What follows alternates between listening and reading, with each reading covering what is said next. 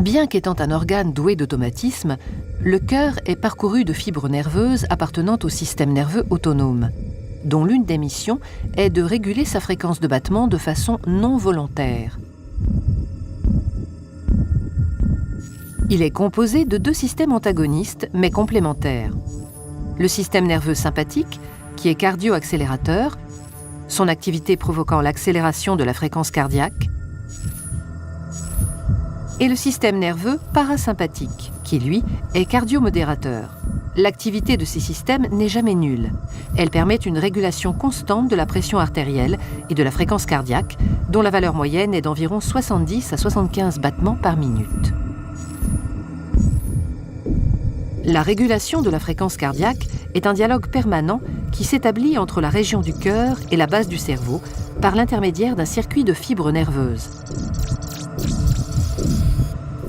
Des récepteurs sensoriels, appelés barorécepteurs, sensibles aux variations de la pression artérielle, sont situés au niveau du sinus carotidien et de la crosse aortique.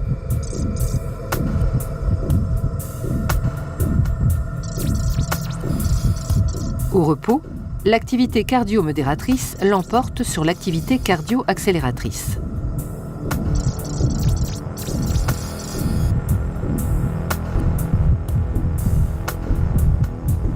Dans le cas d'une augmentation de la pression artérielle, les barorécepteurs sont stimulés, ce qui se traduit par une augmentation de la fréquence des signaux nerveux transmis par les nerfs de Hering et de Sion vers un centre nerveux bulbaire situé dans le bulbe rachidien, au-dessus de la moelle épinière.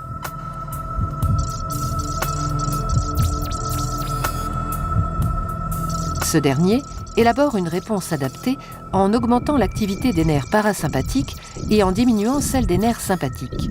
Le ralentissement du cœur se fait par la libération d'un neurotransmetteur, l'acétylcholine, sécrété par le système nerveux parasympathique.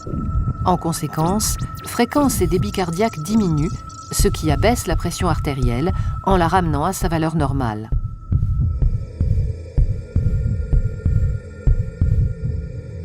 En cas de diminution de la pression artérielle, le mécanisme inverse se met en place. La fréquence des signaux transmis par les nerfs de Hering et de Sion vers le centre nerveux bulbaire est réduite.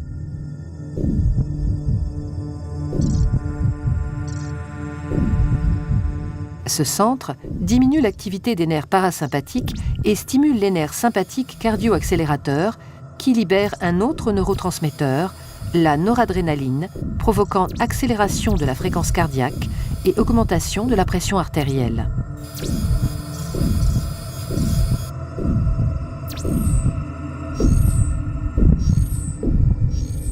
Ces mécanismes constituent une boucle de régulation qui contribue à maintenir la pression artérielle dans d'étroites limites autour d'une valeur de référence.